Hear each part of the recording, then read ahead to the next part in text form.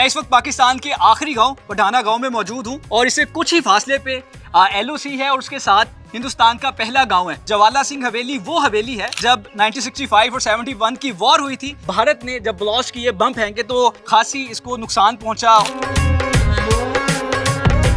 इस हवेली में जो सफ़ेद संगे मरमर का इस्तेमाल किया गया था, रेड मार्बल का इस्तेमाल किया गया था, बहुत ऐसी कीमती चीड़ और दियार की लकड़ियाँ जो कि बहुत बेशबहा कीमती थी। 2 मेजर वॉर्स हैं, अनफॉर्चुनेटली उनमें जो है वो इस हवेली को डायरेक्ट जो है निशाना बनाया गया। इस पे तोप के बारूद और डायरेक्ट बॉम्ब फॉलिंग की गई है। बॉर्डर्स पे तो बड़ी कशीदगी है और 24 से 36 घंटे जो आगे आने वाले हैं, कहा जा रहा है कि इसमें कुछ भी हो सकता है। LOC पे इमरजेंसी अलर्ट है। हमारे आबाओ अजदाद ने 1965 की, 1971 की और कारगिल की भी जंगें देखी हैं और आज फिर वही वक़्त, वो मुहाज अराई का वक़्त आ चुका है। हर बार की तरह हमारे जो जज्बे हैं वो इंशाल्लाह बुलंद हैं और हमें दुनिया की कोई ताकत नहीं हमारा जज्बा गिरा सकती। आपको हवेली सरदार ज्वाला सिंह संधू की उस टनल में, उस सुरंग में लेके जाते हैं जो कि अमृतसर गोल्डन टेंपल तक जाती थी। सराउंडिंग्स पे वाइट संगे मरमर का इस्तेमाल हुआ था। गोल्डन टेंपल जाना होता था सरदारनियों ने तो बामहफूज तरीके के साथ जो वो जाती थी उधर से। अस्सलाम वालेकुम ख्वातीन व हज़रात, मैं हूँ एहतशामुल्लाह बहलीम और आप पब्लिक न्यूज़ देख रहे हैं। मैं इस वक्त पाकिस्तान के आखिरी गांव पठाना गांव में मौजूद हूँ और इससे कुछ ही फासले पे LOC है और उसके साथ हिंदुस्तान का पहला गांव है।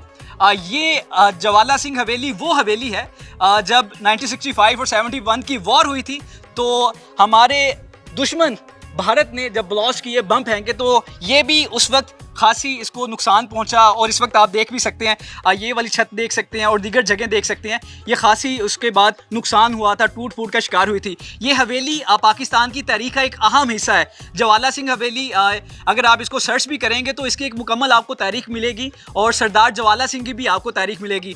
आज हमारे साथ इस हवेली के मालिक जनाब सरदार सादुल्लाह संधू मौजूद हैं। इनसे ये जानेंगे कि क्या हुआ क्या था और इस वक्त इस गांव की क्या सूरत हाल है। सर, बहुत शुक्रिया, आपकी कीमती वक्त है। अच्छा सादुल्लाह भाई, मुझे ये बताइएगा कि इधर से हिंदुस्तान कितना दूर है पहले तो? जी बिल्कुल, सबसे पहले तो मैं आपको बताता चलूँ, ये जो गांव है ये पठाना गांव है, एक बिल्कुल तारीखी गांव है और बिल्कुल पाकिस्तान इंडिया इंटरनेशनल बॉर्डर पे जो है वो मौजूद है। इधर से तकरीबन आप देख भी सकते हैं 1/2 किलोमीटर, तकरीबन 500 मीटर जो दूर है वो पाकिस्तान इंडिया इंटरनेशनल बॉर्डर है। उससे भी करीब उनकी जो ज़ीरो लाइन है, तो ये बिल्कुल आप कह सकते हैं पाकिस्तान का आखिरी विलेज है और बिल्कुल बॉर्डर पे मौजूद है।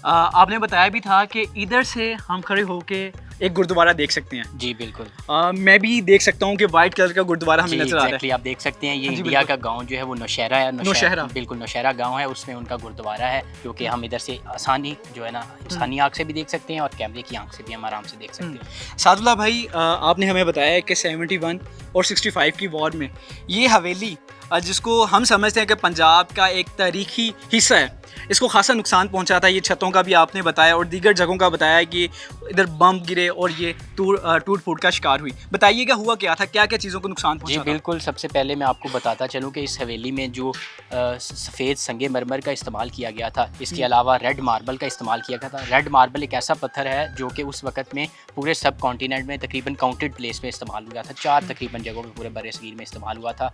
इसके अलावा इसमें नानकशाही ईंट का इस्तेमाल है और बहुत ऐसी कीमती चीड़ और दियार की लकड़ियाँ और ऐसी बिहार की लकड़ियों का इस्तेमाल हुआ है जो कि बहुत बेशबहा कीमती थी। फिर जब आपको बताता चलूँ कि ये बिल्कुल बॉर्डर पे है, इसकी वजह से 1965 और 1971 की जो 2 मेजर वॉर्स हैं, अनफॉर्चुनेटली उनमें जो है वो इस हवेली को डायरेक्ट जो है निशाना बनाया गया।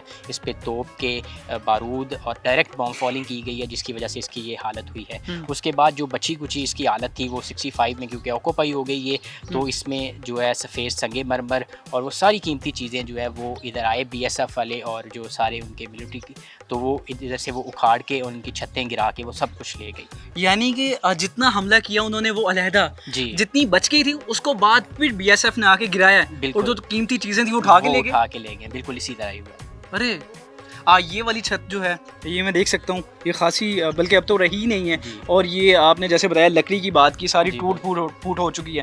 तो पहले इसकी कोई ऐसी तस्वीर मौजूद है आपके पास? पहले कैसी थी और अब ये अब तो मुझे तो वीरान लगती है बिल्कुल। जी बिल्कुल एज सच वीरान है, और हमारे पास इसकी ऐसी कोई तस्वीर नहीं है, लेकिन हमारे जो बुज़ुर्ग हैं जो अभी भी हयात हैं वो हमें बताते हैं कि ये एक बेश कीमती और बेश खूबसूरत जो है ना वो जो हवेली थी, बहुत खूबसूरत जगह थी। वो बताते हैं कि अगर वो छुपन छुपाई छोटे होते अपने खेलते थे तो अगर वो एक जो है वो उनमें से कुछ छुप जाता था तो बाकी तमाम उनसे जो है ना 2-2 दिन तक जो है ढूंढ नहीं सकते थे। इतनी इसमें दिन तक टनल्स हैं और इतने कमरे इसमें हुआ करते थे और इतने लिविंग रूम हुआ करते थे कि उन्हें कोई ढूंढ नहीं सकता था। मैंने सुना है कि इसके अंदर सुरंग भी है, मुझे ये बताइएगा क्या सही ऐसा सुरंग भी है इसमें? जी बिल्कुल। और वो हिंदुस्तान में जाके ख़त्म होती है? जी बिल्कुल, आपको बताता चलूँ कि इसमें एक जो है खुफिया टनल है, सुरंग है, जो कि इधर से इंडिया अमृतसर गोल्डन टेंपल तक जाती है। इसके अलावा सरदारों की जो ज़मीनें हैं उस तक उसका लिंक है। वो तकरीबन 35 किलोमीटर यहाँ से बनती है गोल्डन टेंपल तक। तो पार्टीशन से पहले तो ऑब्वियसली वो जो है वो थी, लेकिन अब जो पार्टीशन के बाद हवेली के सराउंडिंग्स में ही रह गई है और आगे से जो है बंद हो गई है। ये कितने रकबे पे मुहित है? और मैंने देखा चारों इतराफ पे जैसे कि कोई सोनी टाइप की चीज़ें बनाई होती है ना हिफाजत के लिए, इस तरह बनाई गई हैं चीज़ें। जी ये कितने रकबे पर मुहित जी है? बिल्कुल, सबसे पहले इसका रकबा बताता चलूँ कि प्री पार्टीशन तो ये तकरीबन 3-4 एकड़ पर मुहित थी, लेकिन फिर वक्त के साथ साथ अब इसकी बात की जाए तो ये तकरीबन 4 कनाल से 6 कनाल पे मुहित है। और ये इसका जो है डिफेंस पर्पस के लिए इसके चारों तरफ पे चबूतरे जो है वो उन्होंने खड़े किए हैं। इस पे उनके उस वक्त जो है वो मिलिट्री स्टाफ जो है इस हवेली का, इस किले का बतौर वो बैठा करता था और इस हवेली में जो है वो अपना डिफेंस का जो सारा काम था। ज्वाला सिंह साहब, आप उनके चश्मो चिराग हैं। ज्वाला सिंह साहब कौन थे? जी, हवेली का नाम है जी हवेली सरदार ज्वाला सिंह संधू। सरदार ज्वाला सिंह संधू जिनके नाम से ये हवेली मंसूब है, वो हमारे जो है वो अनसेस्टर से, हमारे फोर फादर से। मैं अल्हम्दुलिल्लाह उनकी 8th जनरेशन हूँ। तो वो जो थे वो महाराजा रंजीत सिंह के मिलिट्री कमांडर थे। Okay. Plus he was a relative of Maharaja Ranjit Singh. Relative वो इस तरह थे कि रानी जिंद कौर जो कि महाराजा रंजीत सिंह की बीवी थी, उनकी बहन की शादी जो थी वो सरदार ज्वाला सिंह संधू से हुई थी। तो इस तरह वो रिलेटिव हमजुल्फ भी थे और उनके मिलिट्री कमांडर भी थे। सादुल्लाह भाई आप आइएगा अभी। मैं ये भी जानना चाहूँगा कि इस वक्त इस गांव की सूरत हाल क्या है, क्योंकि इस वक्त बॉर्डर्स पर तो बड़ी कशीदगी है और 24 से 36 घंटे जो आगे आने वाले हैं, कहा जा रहा है कि इसमें कुछ भी हो सकता है, अटैक्स हो सकते हैं, LOC पे इमरजेंसी अलर्ट है। जी तो बिल्कुल। इस वक्त इस गांव की सूरत हाल क्या है? जी, गांव पडाना जो कि पहला पाकिस्तान का जो है वो गांव है और बिल्कुल बॉर्डर पे है। तो हमने अल्हम्दुलिल्लाह हमारे आबाओ अजदाद ने 1965 की, 1971 की और कारगिल की भी जंगें देखी हैं और आज फिर वही वक्त, वो मुहाज अराई का वक्त आ चुका है। लेकिन इस बार जो है हर बार की तरह हमारे जो जज्बे हैं वो इंशाल्लाह बुलंदो जो हैं वो बुलंद हैं और हमें कोई भी दुनिया की कोई ताकत नहीं हमारा जज्बा गिरा सकती। हम अपनी फ़ौज के साथ इंशाल्लाह शाना बशाना खड़े होकर जो है इस मुल्क कौम का अपनी का जो है वो दिफा करेंगे और हम में कोई ऐसी डर की कोई लहर नहीं पाई जा रही और हम इंशाल्लाह भरपूर जज्बे के साथ जो है वो सरहद पार जो कि करीब सरहद पार आपके जो हमारे भारत जो हमारा दुश्मन भी है, उनको क्या कहना चाहेंगे आखिर में, फिर हम इसको क्लोज़ करेंगे? जी बिल्कुल, उन्हें यही मैसेज जो है वो हर पाकिस्तानी और बिल्कुल बहसीत एक पाकिस्तानी मैं भी उन्हें ये मैसेज दूंगा कि हम करीबी जो है वो ममालिक हैं, हमें जंगो जो अदल से काम नहीं लेना चाहिए, हमें जो है वो आपस में भाईचारे से काम लेना चाहिए और ऐसी कोई हमें सूरत हाल जो है वो नहीं क्रिएट करनी चाहिए। हमें जो है वो मिलजुल कर जो है वो रहना चाहिए, बजाय कि हम एक दूसरे से जंग करें। आएँ जी, आपको हवेली सरदार ज्वाला सिंह संधू की उस टनल में, उस सुरंग में लेके जाते हैं जो कि अमृतसर गोल्डन टेंपल तक जाती थी और इधर से तकरीबन जो है सरदारों की ज़मीनों तक और मुग़ल आर्किटेक्ट्स तक जाती थी। सादुल्लाह भाई, ये अभी कारामद है या इसको बंद कर दिया गया है? अभी क्या है? प्री पार्टीशन तो ये बिल्कुल कारामद थी, फिर वक्त के साथ साथ आहिस्ता आहिस्ता ये दोनों इतराफ से जो बंद हो गई है, लेकिन अभी भी ये हवेली की सराउंडिंग्स में और थोड़ा सा आगे जा सकती है। ऊपर वो है अपना चमगादड़ हैं, बड़ी इसमें ठंडक है। जी बिल्कुल, इसका तर्ज अमल आप देख सकते हैं, इस तरीके से इसको तामीर किया गया है कि गर्मियों में ये ठंडी इंतहाई सर्द रहती है। देखें अभी इस तरह महसूस हो रहा है जैसे कोई AC लगा है और सर्दियों में ये गर्म रहती है कि जिस तरह कोई हीटर लगा है। इस तरह का इसका जो है वो तर्ज अमल है।